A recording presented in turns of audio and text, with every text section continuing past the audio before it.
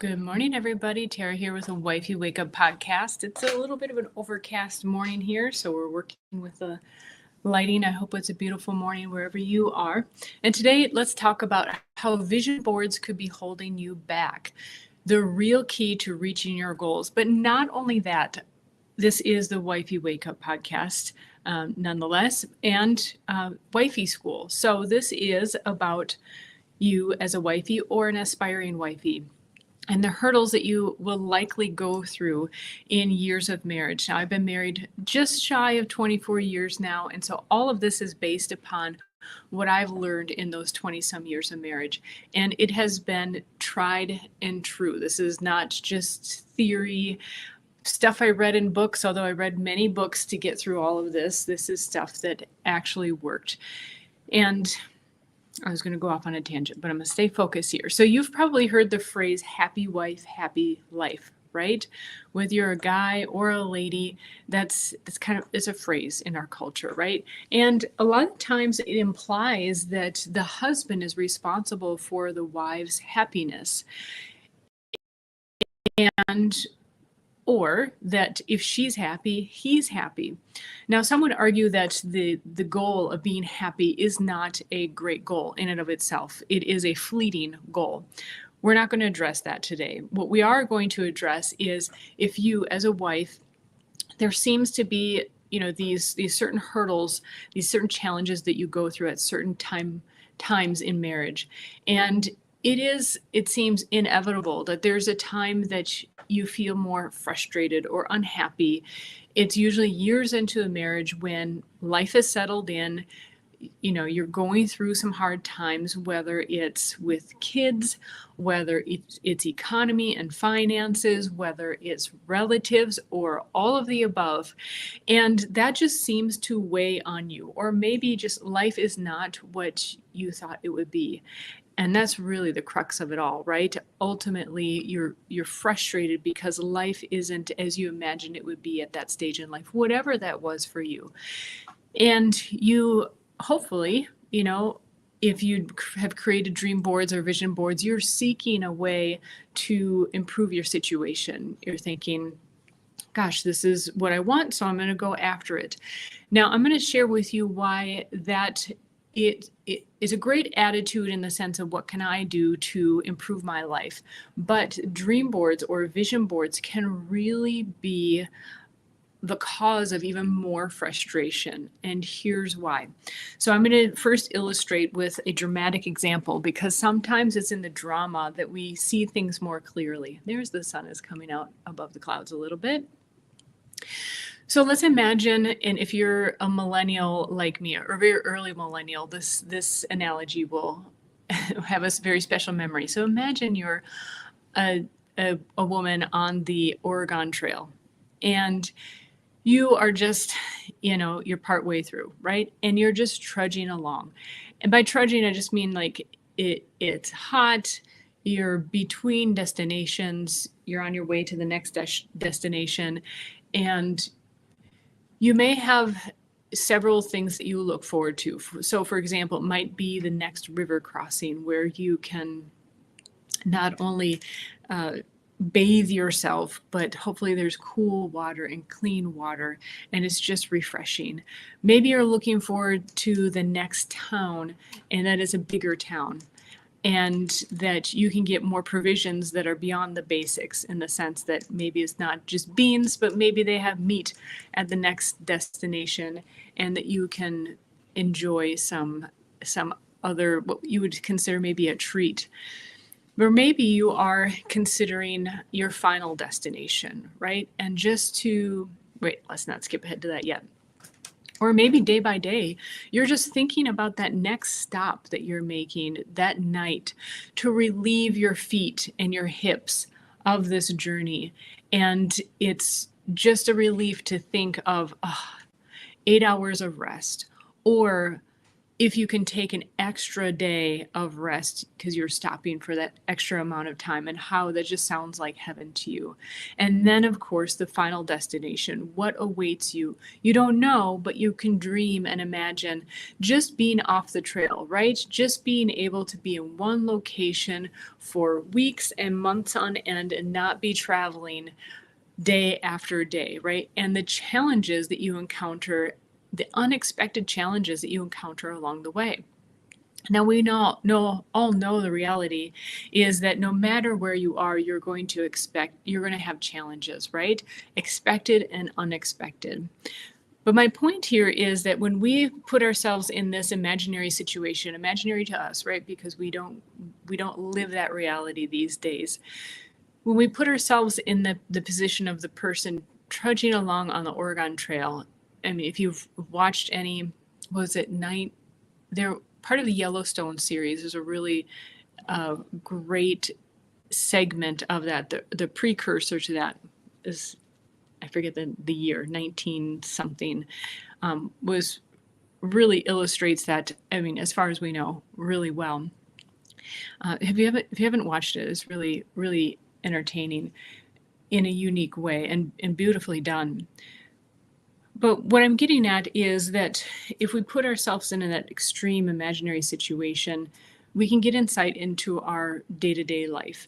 And if you imagine yourself on the extremely difficult and treacherous journey on the Oregon Trail, it gives us insight into our daily life. So imagine again that you're the person on the Oregon Trail, and instead of thinking of one of those things at a time, the fresh water at the next crossing, the next large town where you can get more than the basic provisions, maybe something that is a little more robust, like meat for you, and an extra night's sleep, or the final destination.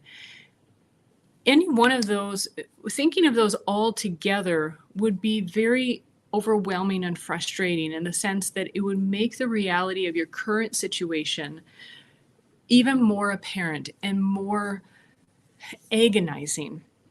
So if you're thinking about, oh, I'm so hot, wouldn't that river water feel so nice? And oh, I'm so hungry and I'm tired of beans. Wouldn't, a nice slab of meat at the next destination be nice? And oh, I'm so tired, my feet are sore, my hips are sore from walking. Wouldn't it be nice to not only have tonight's rest, but have 3 nights of rest and be at one location?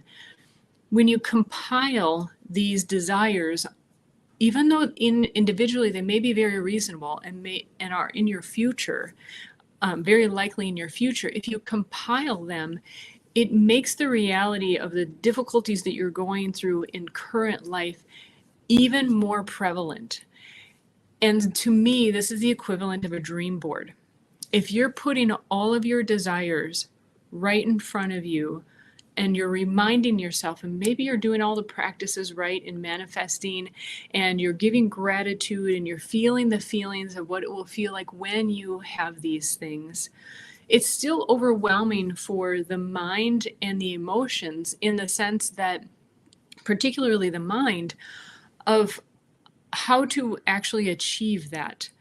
And similar to the person on, this imaginary scenario on the Oregon Trail, where they're imagining all the things that they want at once, when in reality, the next reality may just be a night's rest and the cool water that they get from the canteen, and that's all they have. And focusing on that reality until maybe they get to the next river crossing, or maybe it's the next town that is the next reality. So if you feel yourself being frustrated and still very unhappy despite putting in these gratitude practices, manifestation practices, it's because the picture is too big. There is not a way. The mind needs a step-by-step process. Your emotions can capture it all, right? But your mind needs a way to be able to bring that to fruition. And so when you are looking at that dream board every day or multiple times a day, and you're feeling that feeling of having that reality, and then you're continually faced with what your actual reality is, your mind and emotions still need a step-by-step process on how to get there. And so what I really encourage you to do is still dream big. You can still dream big and see that final destination, right? Now the sun's really coming out. See that final destination on the Oregon Trail, right? On your Oregon Trail. What is your final destination? But you need to lay out the goals, the destinations along the way, not all at once, but your mind and your body and your emotions, it's all connected, needs to see practical steps along the way rather than seeing them all together at once. So that's what I highly recommend. That's what I did for myself. Dream boards never really sat well with me anyways. I think it was kind of an instinctual feeling of like, this is just too much to grasp, to put all together. But certainly, and especially, it was difficult for me to do gratitude journals for any length of time while still doing these types of practices in manifestation, let's say, and that type of gratitude journaling. It had to be much more pragmatically based in my life, and to realize, okay, going back to the Oregon Trail, right? Our final destination is something that is totally unlike what we're doing right now. But that's because we're on the journey. The journey is different than the destination. But you have destination points along the way, and you need to define those for yourself so you can get that sense of accomplishment and see yourself getting step by step to that destination. If you have it all in front of you in a dream board, it's like seeing a mirage on the Oregon Trail. It looks real. It feels like it can be real. You can feel yourself attracted to it, right? All the manifestation tools are in place. But as you get closer to it, as you're stepping closer and closer, it continues to be that distance away. You can never attain it. And to me, that's very much akin to the dream board or the vision board. It's something in your imagination, and especially the more you have on it, the ever more it's out of reach. What you really need is, yes, a vision of that final destination, but the steps along the way. And your final destination may change or at times. And I don't mean like change back and forth. I mean, like, once, for example, using the Oregon Trail analogy, once you've arrived at your final destination, your goal, your final dream is going to be different than what it was before. But that's still a very large goal and a very large dream. And to hit this point home even more, Pablo, let's see, I can check my audio here. You say you can't hear me, maybe check your device, but thanks for that heads up. Let's see, double check. Maybe someone else can let me know if they're hearing me or not. That just to emphasize that point one more time, that if you have so many big goals and dreams ahead of you, in front of you, and they're not laid out, you're going to frustrate yourself. So there's more below. I always write a little bit along with this. It is showing, Pablo, thanks for the heads up. It is showing that there is audio input. So let me know your thoughts below. I'm always interested in hearing from you all, especially if you've been through this sort of thing in life. Particularly women, ladies, have you been in this point of life where you've just been frustrated, unhappy, and can't seem to find a way around it? I highly encourage you to, even whether you're doing vision boards or not, to lay out the steps in front of yourself and what you can do. Here's my final point, and this is perhaps even the most important. What is it that you can do to get yourself to that next point in life, or to that ultimately that final destination? And if your dream does involve someone else, like your husband, you have to make sure that you're both aligned on that goal.